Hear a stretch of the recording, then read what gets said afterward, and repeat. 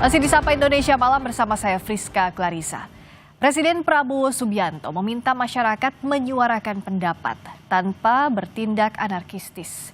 Ia pun memerintahkan TNI dan Polri menindak pelanggar hukum yang menyusupi unjuk rasa. Hal itu disampaikan Presiden Prabowo usai bertemu sejumlah menteri kabinet dan para pimpinan partai politik di Istana Negara Minggu siang. Prabowo bilang menghormati aspirasi rakyat, tapi akan menindak tegas pihak yang bertindak anarkistis, merusak fasilitas umum dan negara.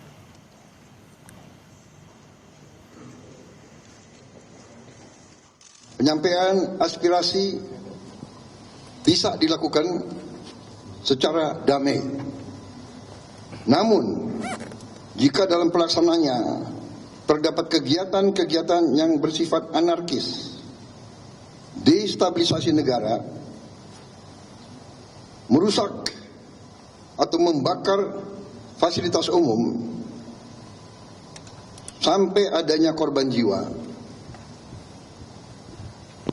mengancam dan menjarah rumah-rumah dan instansi-instansi publik maupun rumah-rumah pribadi,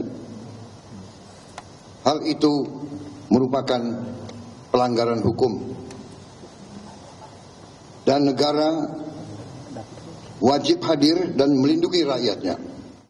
Kepada pihak kepolisian dan TNI, saya perintahkan untuk mengambil tindakan yang setegas-tegasnya terhadap segala macam bentuk pengerusakan fasilitas umum, penjarahan terhadap rumah individu ataupun tempat-tempat umum atau sentra-sentra ekonomi.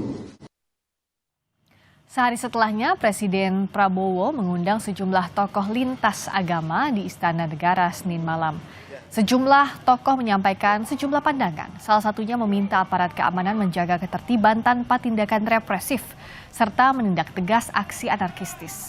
Sejumlah tokoh tersebut juga meminta Presiden mengevaluasi komunikasi pejabat agar lebih empatik dan mengutamakan ruang dialog dengan masyarakat. Menyuarakan aspirasi secara damai tanpa tindakan anarkistis, kita akan bahas lebih dalam bersama Wakil Ketua Umum Majelis Ulama Indonesia, Kiai Marsudi Syuhud, dan pakar komunikasi politik Universitas Indonesia, Aditya Perdana. Selamat malam, Kiai. Selamat malam juga. Assalamualaikum warahmatullahi wabarakatuh. Waalaikumsalam warahmatullahi wabarakatuh. Saya ke Kiai dulu. Jadi dengan unjuk rasa ini kan hak setiap warga negara, tapi dengan tindakan anarkistis tentu tidak ada yang setuju soal ini. MUI melihatnya seperti apa semestinya? Bahwa ajaran agama kita untuk menyampaikan kritik atau menyampaikan pandangannya kepada pemerintah atau pembuat kebijakan, itu adalah ajaran yang memang diajarkan untuk bagaimana berbangsa dan bernegara ini adalah dijalankan dengan baik. Lah yang bisa ngelihat ini berjalan dengan baik atau kurang baik kan yang pihak ketiga dari belakang. Ya. Ini jalannya lurus atau bengkok-bengkok. Nah, ketika demikian agama itu memerintahkan begini. Wa tawassaw bil haq wa tawassaw bis sabr. Sampaikan wasiat-wasiat kebenaran, kalau ternyata ada yang menyimpang sedikit-sedikit atau bahkan kenapa kok enggak memenuhi target dalam setahun ini misalnya kayak gitu. Tapi walaupun itu adalah perintah agama untuk saling memberikan wasiat kebenaran, tidak berdiri sendiri, ada watawassaw bis sabr. Ketika menyampaikannya harus dengan kesabaran. Lah kesabaran, sabar itu ada 3. Yang pertama as-sabru ala ta'ah. Kita sabar atas ketaatan. Lah ketaatan dalam hidup ini ada ketaatan pada hukum syar'i, berarti ketika kita beragama apa, kita taat pada ajaran agamanya. Ya. Tapi juga kita hendaknya taat pada hukum wadai, hukum positif yang telah bersama-sama sepakat dijadikan hukum. Misalnya kita menyampaikan hak, boleh, tapi merusak, melanggar hukum. Ya. Baik hukum agama atau bahkan hukum wad'i, hukum positifnya. Atau kita menjarah, Ya. kita ngambil barang-barang milik orang lain. Hukum agama yang melarang, hukum wad'i, hukum positifnya juga melarang. Maka ketika kita menyampaikan pendapat apapun, harus dengan sabar yang bermakna as-sabru ala ta'ah. Itu yang pertama. Nomor dua, as-sabru alal ma'siyah. Bagaimana kita juga harus sabar tidak melakukan hal-hal yang dilarang. Ya. Yang maksiat itu hal-hal yang dilarang. Ya. Baik dilarang oleh hukum syar'i, hukum agama, atau hukum wad'i. Kalau kita itu misalnya membuat kerusakan itu dilarang, ya kita harus ketika mau ngapain aja, tidak hanya termasuk demo, kita berhubungan sekeluarga lah, mungkin lagi pendapatannya lagi susah, maka beda pendapat terus. Ya. Ya, ketika beda pendapat terus ya harus diutamakan. Darul mafasid muqaddam ala jalbil masoleh. Kita harus lagi beda pendapat saja, itu harus keluar di pikiran dan hatinya, memitigasi resiko itu diutamakan. Kalau ini adalah hal yang negatif, Ya. tinggalin dulu. Oke. Jadi caranya pun harus betul. Harus betul. Itu yang kedua. Yang ketiga adalah sabar as-sabru alal bala. Jangan sampai kita ada musibah, bilai sampai kehilangan jiwa. Ya. Lah ini nggak boleh ini. Ya. Jadi utamakan mau ngapain saja, hifdzun nafas itu penting. Menjaga jiwa itu adalah penting. Ya. Hifdzul mal, Ya. menjaga harta, baik itu harta milik publik yang dibangun oleh pemerintah daerah atau oleh pemerintah pusat, Fasilitas umum, fasilitas publik itu umum harus dijaga juga atau ya. milik Oke. pribadi, itu harus juga dijaga. Nah, kalau dari sisi perspektifnya komunikasi politik dengan menyampaikan unjuk rasa, tapi jangan sampai anarkistis, itu bagaimana semestinya? Sebenarnya kita kan sebenarnya sudah punya kesepakatan ya Mbak ya, bahwa di dalam sebuah negara demokrasi, maka kemudian orang berbeda pendapat, protes dan mengungkapkan aspirasi itu adalah sebuah hak Ya. yang dibenarkan. Bahkan di dalam konstitusi kita juga sudah, tadi Pak Kiai sudah menyebutkan, hukumnya memperbolehkan. Artinya di dalam ruang itu ada jaminan yang sebenarnya sudah jelas. Memang cuma kemudian di dalam mengekspresikan pandangan, pendapat itu tentu kemudian dia punya cara yang berbeda-beda. Nah, cara ini yang kemudian dilakukan tentu ada yang melakukan dengan sangat sopan, yang tentu ini adalah jalur yang diharapkan. Ya. Tapi ada juga yang merasa bahwa kita buat situasi yang tidak normal agar kemudian diperhatikan. Itu kan cara ya. Tapi memang yang menjadi perhatiannya tentu adalah tentu itu punya konsekuensi yang tidak diinginkan. Ya. Ketika itu cara-caranya merusak, anarkis gitu ya. Itu kan tentu akan membuat situasi yang tidak diinginkan. Rentan disusupi juga ya? Itu satu hal. Hal yang kedua tentu ketika bicara soal kerusakan fasilitas umum, toh Ya. mereka-mereka yang protes, yang menjarah atau apapun itu akan membuat mereka juga yang susah gitu ya. Artinya tidak menikmati fasilitas itu. Artinya negara seharusnya negara dalam konteks ini tentu memberi jaminan soal itu. Ya. Cuma masalahnya kemudian ini problem yang sangat serius di kita untuk mengatakan bahwa bagaimana menyadarkan konteks bernegara itu ya memang ruangnya ada. Ya. Batas demonya itu pun juga kita sudah sangat paham sampai jam berapa. Ya. Tetapi memang ini yang masih terus harus kita gaungkan ya. Ingatkan terus. Ingatkan gitu untuk bilang bahwa ya jangan terlalu berlebihan. Anarkis ini kan kemudian karena memang sangat berlebihan ya. Iya. Ya. Pada sisi yang lain mungkin orang beranalisa bahwa ini ada motif tertentu. Tetapi ini kan harus kita pahami juga bahwa ini tidak diperbolehkan. Ya. Kita tidak ingin membuat situasi menjadi rusak dan kemudian akhirnya menjadi tidak percaya satu sama lain di masyarakat kan. Betul. Sementara yang dituju adalah tujuannya, aspirasinya itu yang harusnya didengarkan. Nah, bicara soal ini kan sikap pemerintah penting. Bagaimana sebenarnya kalau dari MUI melihat sikapnya Presiden Prabowo Subianto yang mengundang tokoh lintas agama, juga tokoh politik, perwakilan buruh dan masyarakat lainnya, kita akan bahas usai jeda di Sapa Indonesia Malam. Kita masih membahas bagaimana menyuarakan aspirasi secara damai tanpa tindak anarkistis bersama dengan Wakil Ketua Umum Majelis Ulama Indonesia Kiai Marsudi Syuhud dan pakar komunikasi politik Universitas Indonesia Aditya Perdana. Kiai Marsudi, saya mau tanya lagi soal yang tadi. Presiden kan sudah mengundang tokoh lintas agama, tokoh politik, berbagai perwakilan elemen masyarakat. Apakah ini bisa jadi jalan untuk meredakan situasi? Ya, inilah apresiasi kami. Tokoh-tokoh tadi juga kita kumpul di Majelis Ulama Indonesia, tokoh-tokoh seluruh agama, mengapresiasi kepada Presiden Republik Indonesia Bapak Prabowo Subianto yang telah cepat untuk mengatasi persoalan politik yang terjadi saat ini. Yaitu, coba bayangkan ada 16 organisasi dikumpulkan. Kemudian tadi malam tokoh-tokoh seluruh agama dari organisasi agama-agama, ya dari NU, Muhammadiyah, PGI, KWI, Matakin, Hindu, Buddha, semua agama yang ada di Indonesia, tokoh-tokohnya dikumpulin.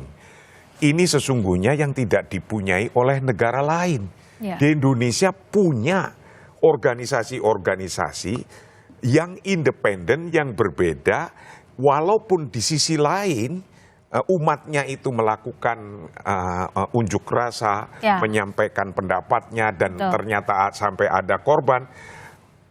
Tapi kita, Indonesia mempunyai organisasi sosial yang bisa membalance ini, menyampaikan kepada publik, kepada masyarakat.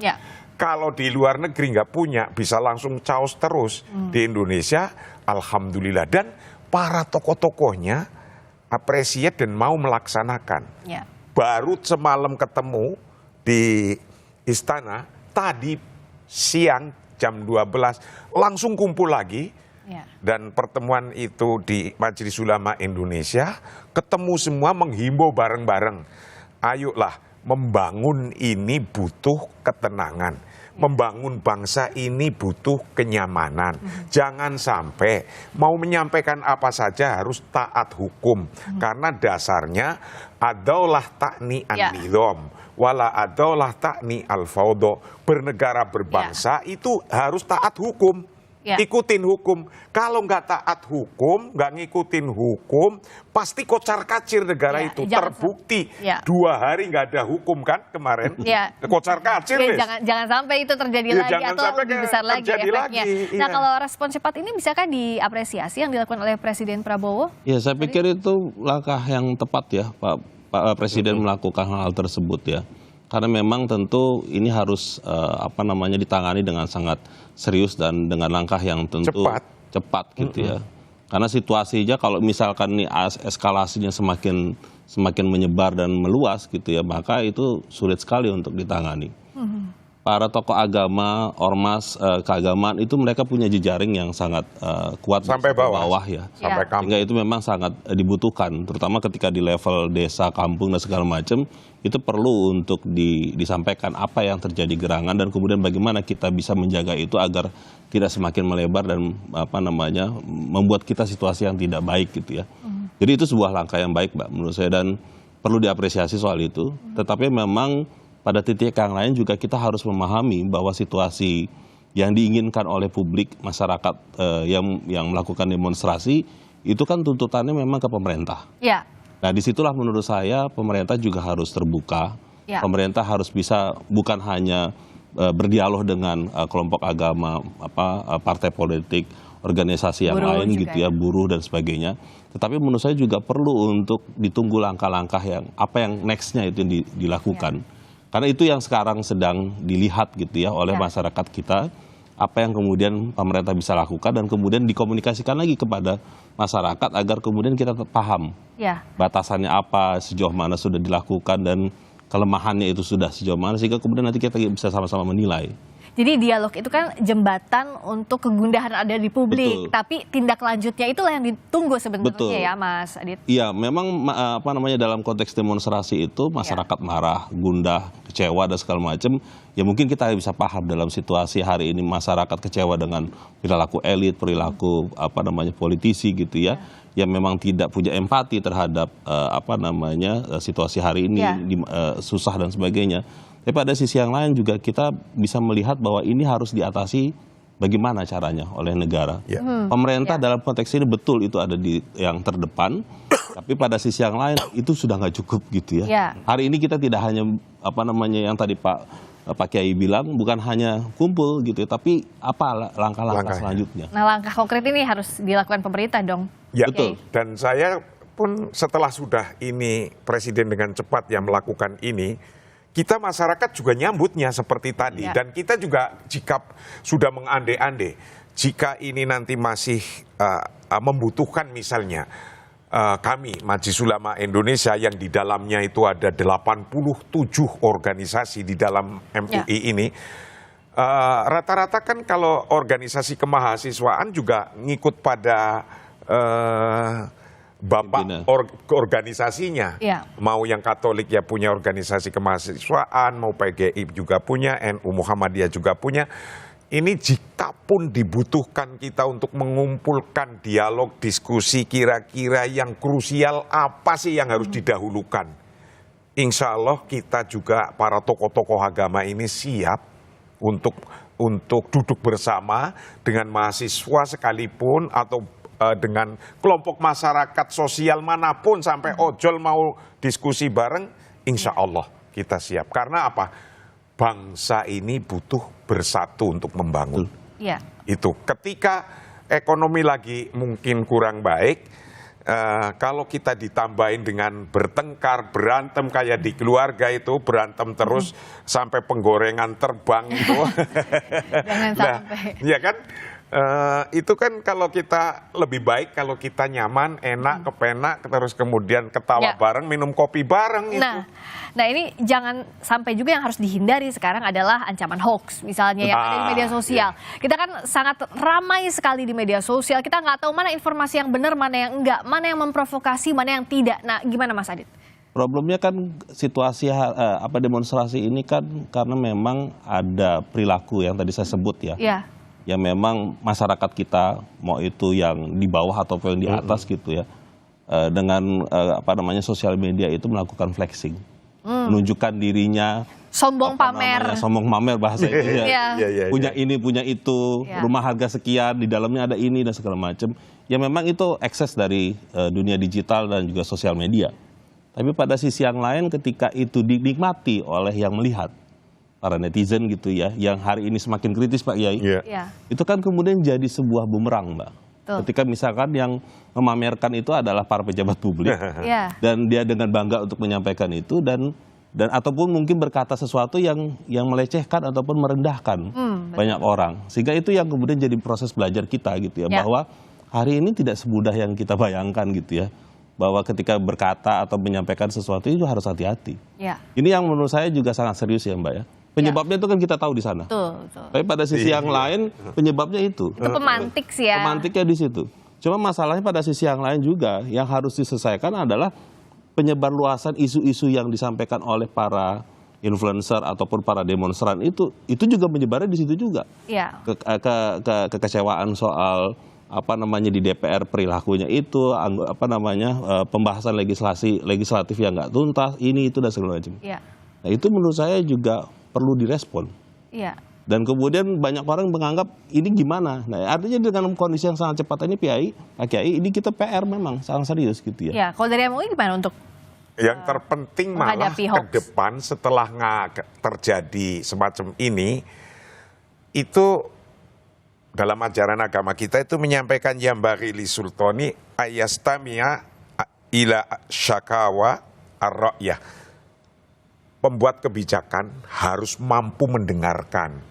Jangan nunggu diorek-orek pagarnya. Harusnya sebelum itu udah mendengarkan duluan. Udah mendengarkan dan mau menerima. Kadang kan orang ini kalau nggak saya jebol pagernya, saya nggak didengarkan. Nah gitu. Maka kami harap jangan sampai ke depan itu tidak mampu untuk mendengarkan.